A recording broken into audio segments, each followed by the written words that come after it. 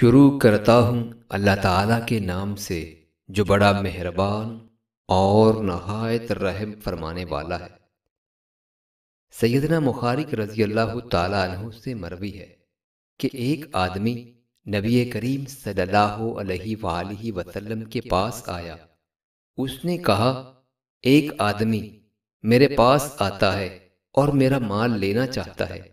آپ صلی اللہ علیہ وآلہ وسلم نے فرمایا، اسے اللہ کا واسطہ دے۔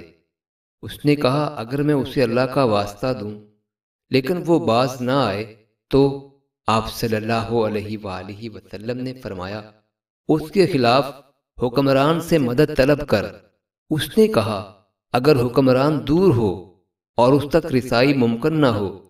آپ صلی اللہ علیہ وآلہ وسلم نے فرمایا، اس کے خلاف دوسرے مسلمانوں سے فریاد رسی کر۔